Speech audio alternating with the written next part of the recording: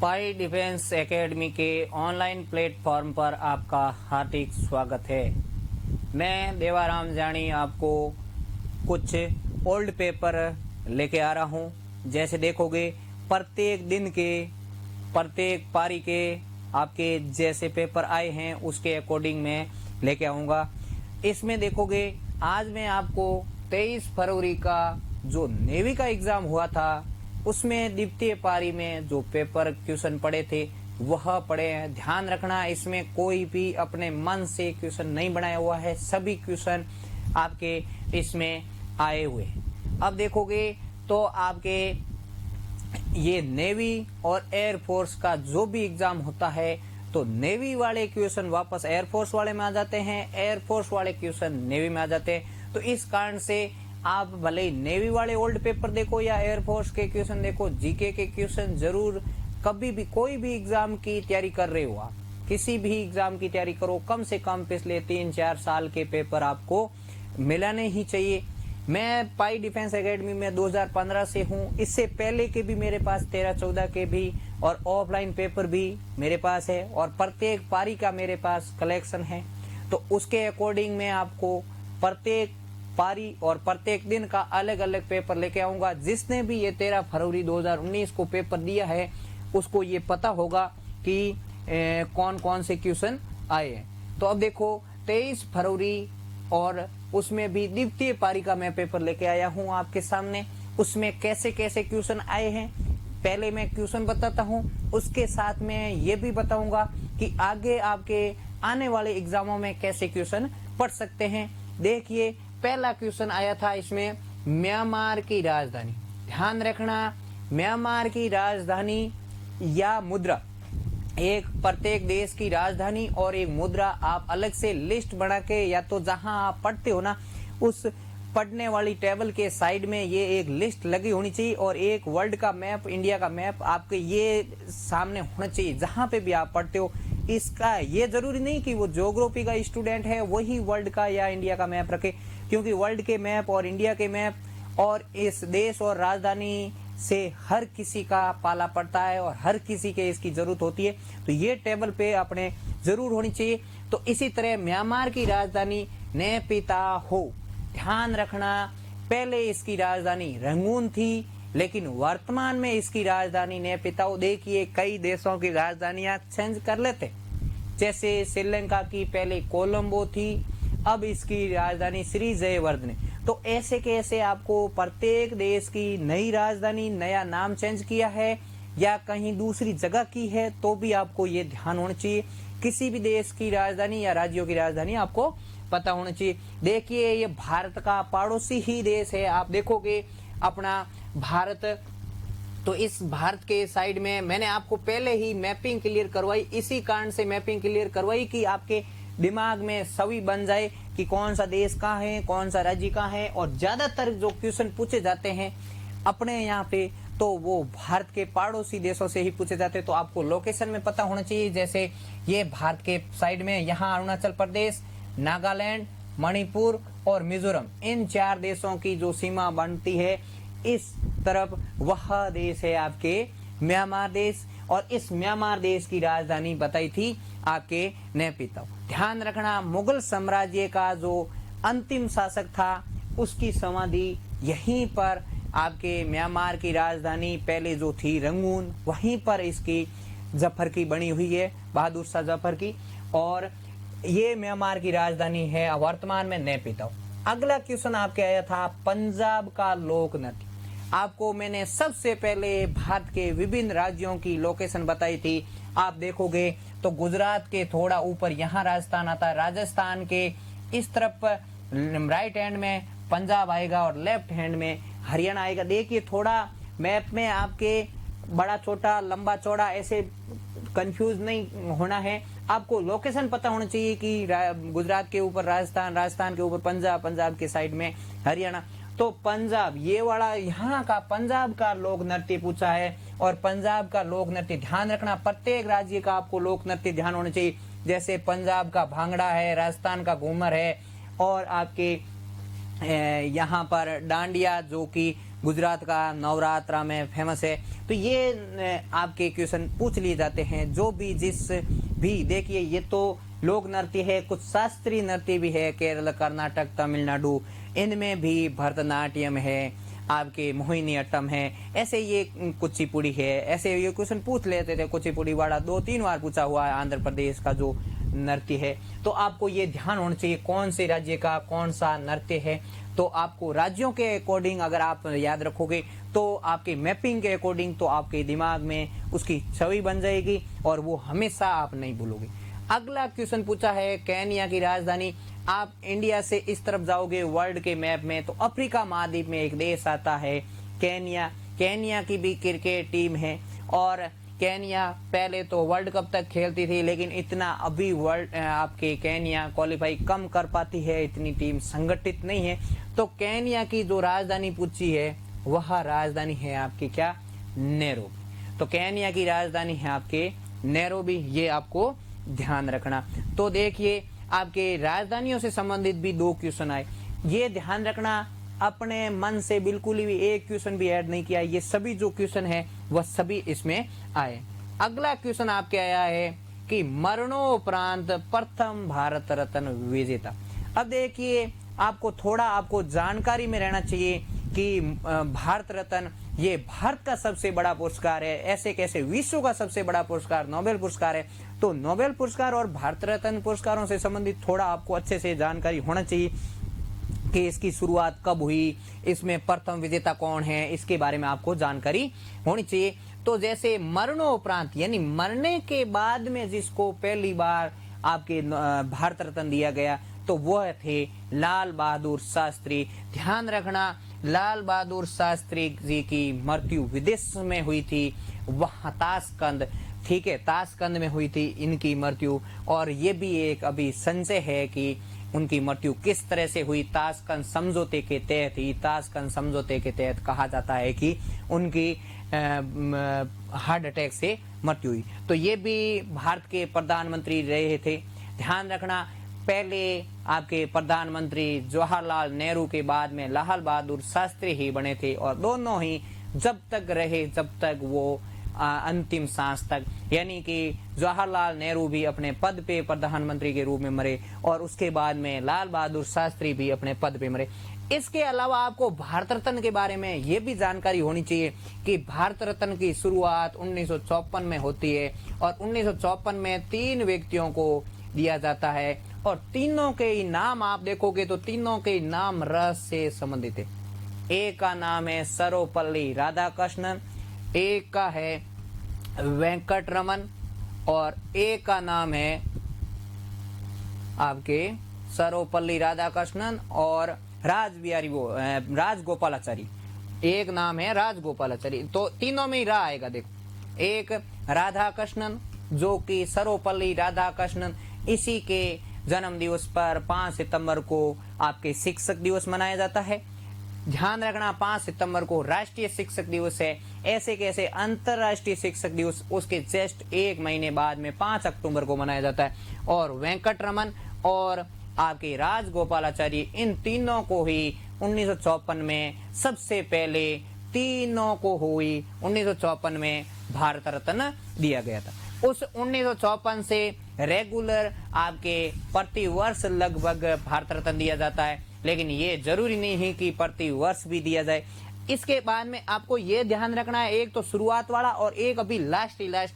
तो वर्तमान में सबसे लास्ट ही लास्ट 2019 में भारत रत्न 3 जनों को दिया। देखो, 1954 में शुरुआत हुई, उस समय भी 3 जनों को एक साथ दिया और इसी तरह आपके 2019 में भी अभी वर्तमान में 3 जनों को दिया।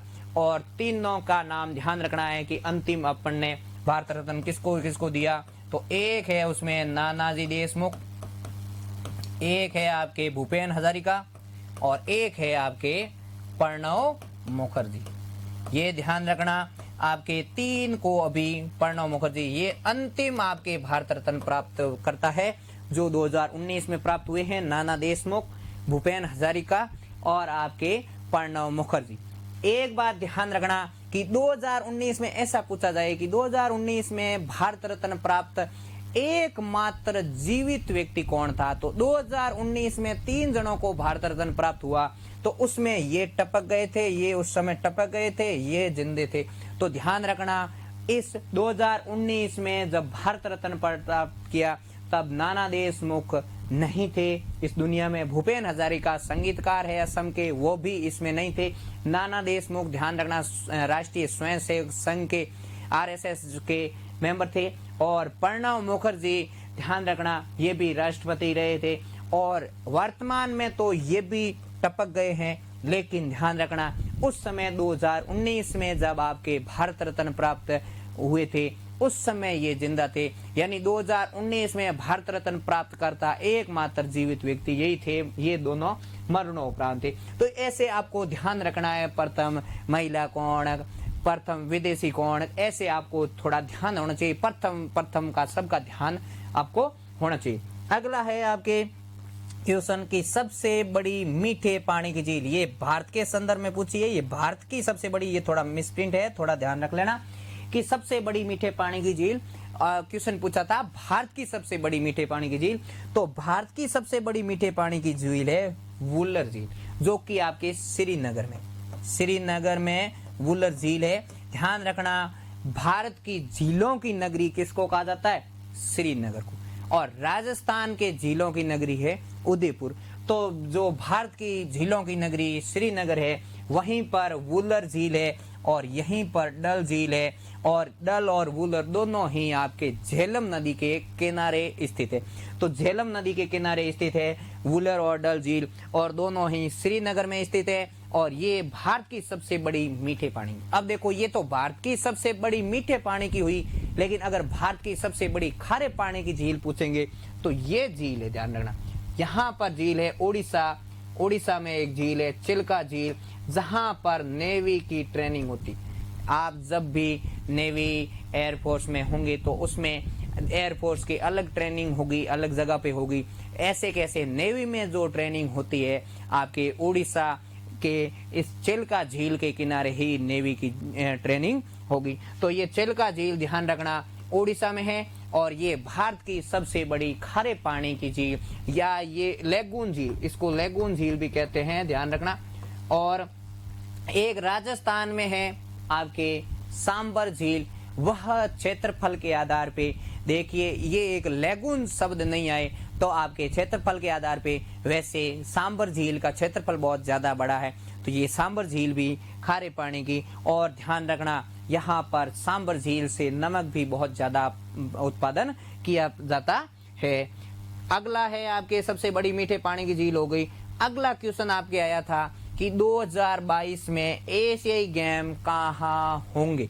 2022 में एशियाई गेम कहाँ होंगे? हांगझाऊ चीन में होंगे। कहाँ होंगे? हांगझाऊ चीन में। देखिए 2022 से पहले 2018 में इंडोनेशिया की राजधानी जकार्ता में हुए थे। वैसे इंडोनेशिया की राजधानी जकार्ता जो जावा द्वीप पर स्थित है, यहाँ ये भी राजधानी अभी वर्तमान में ऐसी स्थिति में आ गई है कि जल ज्यादा प्लावन के कारण वहां पर वो डूबने जा रही है। तो इस जकार्ता राजधानी डूब जाने के कारण उसकी राजधानी नई कालीमंतान जो कि बोर्नियो द्वीप पर स्थित है, वहां पर करने की प्लानिंग भी है। लेकिन वर्तमान में आपको ये ध्यान रखना है कि 2022 में एशियाई गेम कहाँ होंगे? हांगकांग अलग देश है, ध्यान रखना, हांगकांग नहीं है, ये हांगझाऊ है। हांगझाऊ चीन में जगह है, यहाँ पर आपके 2022 में एशियाई गेम होंगे। हांगकांग चीन के पास में देश है, उसकी राजधानी विक्टोरिया है, वो अलग देश है। चीन की राजधानी बीजिंग है, ये अलग देश है, ये आपको ध्यान रखना। अब देखिए लास्ट 2018 में एशियाई गेम हुए तो भारत का कौन सा स्थान है, कितने पदक जीते, कितने स्वर्ण जीते, कितने रजत जीते, कितने कांस्य जीते, ये सब आपको जानकारी होनी चाहिए। जो भी अंतिम प्रतियोगिता होती है वह आपको ध्यान होनी चाहिए। और आगे की प्रतियोगिता कब होगी, कहाँ होगी, वह आपको ध्यान होना चाहिए। जैसे कुछ प्रतियोगिताएं अभी, जैसे 2020 में आपके टोक्यो ओलंपिक होने वाला था, लेकिन वह स्थगित करना पड़ा इस कोविड-19 के कारण। वो 2021 में आपके आगे प्रस्तावित डेट किया है, अब 2021 में होने की प्लानिंग है। तो ऐसे आपको ध्यान होना चाहिए कि कौन सा खेल कब होगा और कहाँ पर होगा, ठीक है। ये आपके 23 फरवरी में आए थे क्वेश्चन। इसके अलावा और क्वेश्चन है इसके 23 फरवरी के वाले ही दिन द्वितीय पारी में। उसमें अगला क्वेश्चन देखो, छठा क्वेश्चन तक मैंने वहां समझा दिए थे दूसरी स्लाइड में। अगला क्वेश्चन है नीति आयोग के सीईओ ये क्या होते हैं कि मुख्य प्रशासनिक अधिकारी, चीफ एग्जीक्यूटिव ऑफिसर, यानी मुख्य प्रशासनिक अधिकारी नीति आयोग का कौन। उस समय क्वेश्चन पूछा, उस समय भी यही था और वर्तमान में भी यही है। ध्यान रखना, कोई अगर चेंज हो जाता है, नया हो जाता है, तो भी आपको ध्यान रखना है कि नया कौन हुआ। लेकिन अगर आपके सेम है तो सेम ही ध्यान रखना। नीति आयोग ध्यान रखना, इस नीति आयोग पहले ये योजना आयोग था। ये आयोग का नाम क्या था इसका? योजना आयोग। इसी योजना आयोग का नरेंद्र मोदी जी प्रधानमंत्री के काल में 2015 में इसका नाम चेंज करके क्या कर दिया? नीति आयोग। जैसे पहले योजना आयोग 5 वर्ष की योजनाएं बनाते, कितने वर्ष की? 5 वर्षीय योजना, लेकिन अब 5 वर्षीय योजना भी समाप्त कर दी गई है। ध्यान रखना, अंतिम अब आपके जो भी समाप्त कर दिया इसका मतलब पहले क्या था, लास्ट क्या था, उसका थोड़ा ध्यान रखना। लास्ट 12वीं पंचवर्षीय योजना तक चली थी। और 12वीं पंचवर्षीय योजना देखिए, कुछ चीजें रटने की नहीं होती, कुछ चीजें आप ट्रिकली भी साथ में सेट कर सकते हो। जैसे 12वीं पंचवर्षीय योजना 2012 से ही शुरू हुई थी, यानी 2012 से ही 12वीं पंचवर्षीय योजना हुई थी और 5 साल की है तो 2017, यानी 2012 से 2017। और कोई भी आपके वित्तीय वर्ष की शुरुआत ध्यान रखना हमेशा 1 अप्रैल से होती है और जिसका एंड होता है वह 31 मार्च तक होता है। तो 31 मार्च से तक एंड होता है। तो अगर देखें तो 12वीं पंचवर्षीय योजना जो अंतिम पंचवर्षीय योजना है वह 1 अप्रैल 2012 से 31 मार्च 2017 तक चली थी। और जो 1 अप्रैल 2017 से 13वीं पंचवर्षीय योजना शुरू करनी थी वह नरेंद्र मोदी जी के बीजेपी सरकार ने मना करके उसको अब 20 वर्षीय योजना शुरू कर दी। अब क्या कर दी? 20 वर्षीय योजना शुरू कर दी है। अब थोड़ा इसको और बढ़ा दिया गया है। वैसे 20 वर्षीय और 15 वर्षीय भी उसमें रखा गया है कि 15 वर्ष की भी कुछ योजना बनेगी। जैसे उसमें 3 वर्ष की योजना बनेगी, वैसे 3 वर्ष की, ऐसे टोटल 5 योजना बनेगी 3 वर्ष की। तो 3 वर्ष की 5 योजना बनेगी तो 15 साल तक योजना बनेगी। बड़ी देखिए 15 साल की योजना भी चलेगी, 3 साल की योजना भी चलेगी, तो 3 साल की 5 योजना चलेगी। पहले जब 5 साल की योजना चल रही थी, अब 3 साल की आगे योजना बनाई जाएगी कि 3 साल में क्या करना और उसके बाद में दूसरे 3 साल में क्या करना। ऐसे 3 सालों की योजना बनेगी, ये भी आपको जानकारी में रखना है। तो अब वर्तमान में देखें तो 5 वर्षीय योजनाएं समाप्त हो गई है। अगर पूछे आपको कि 5 वर्षीय योजनाएं कितनी चली थी, 12 चली थी और 12 अंतिम कब से कब चली थी, तो 2012 में 1 अप्रैल से 31 मार्च 2017 तक चली थी। 13वीं पंचवर्षीय योजना नहीं चली थी। तो नीति आयोग यही योजना आयोग का ही नया नाम रखा हुआ है वर्तमान में, नीति आयोग। और इस नीति आयोग के सीईओ यानी मुख्य प्रशासनिक अधिकारी अमिताभ कांत है। इसके आगे आपके एक क्वेश्चन आया था फुल फॉर्मों से संबंधित। मैंने कहा भी था आपको कि नेवी के एग्जाम में फुल फॉर्म में ज्यादा आती है, वैसे एयरफोर्स में भी एक तो फुल फॉर्म कन्फर्म है, लेकिन नेवी में 3 फुल फॉर्म में आती है। उसमें जैसे एक फुल फॉर्म आई थी ILO। इस ILO फुल फॉर्म का मतलब है इंटरनेशनल लेबर ऑर्गेनाइजेशन। तो इंटरनेशनल लेबर ऑर्गेनाइजेशन इस ILO की फुल फॉर्म है। आपको ये भी ध्यान रखना है कि इसका मुख्यालय कहाँ है। अब ये ILO यहाँ तो क्वेश्चन इतना ही पूछा था कि फुल फॉर्म, आगे आने वाले एग्जामों में आपके पूछ सकते हैं कि ILO का मुख्यालय कहाँ है। तो ILO का मुख्यालय जेनेवा। देखो इसको जेनेवा ऐसे भी लिखते हैं, जेनेवा ऐसे भी लिखते हैं, क्योंकि इंग्लिश में ऐसे लिखते हैं तो इस कारण से इस ई को ई भी पढ़ते हैं और ए भी पढ़ लेते हैं। तो जेनेवा में आपको कंफ्यूज नहीं होना है। लेकिन ये शहर कहाँ है? स्विट्जरलैंड। तो ध्यान रखना, जहां पर नरेंद्र मोदी जी अपने काला धन लाने की बात कर रहे थे वो ही स्विट्जरलैंड है और स्विट्जरलैंड का शहर है जेनेवा। उस जेनेवा में आपके इंटरनेशनल लेबर एक आपके अभी चल रहा है कोविड-19 और इस कोविड-19 के सभी स्वास्थ्य, सभी चिकित्सक, सभी डॉक्टरों का जो मुख्यालय है यह भी यहाँ है। कहाँ पर? जेनेवा में, जिसको अपन कहते हैं WHO, विश्व स्वास्थ्य संगठन।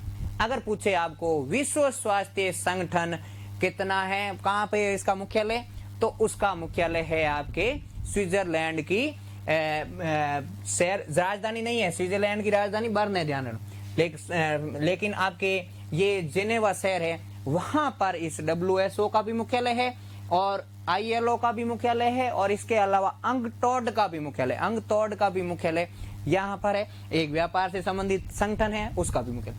अगला क्वेश्चन आपके देखिए, ये आपको ऐसे फुल फॉर्म के साथ साथ आपको ये भी ध्यान होना चाहिए कौन सा संगठन कहाँ है। इसके आगे नम्मा क्वेश्चन है, देखिए मैकमोहन रेखा।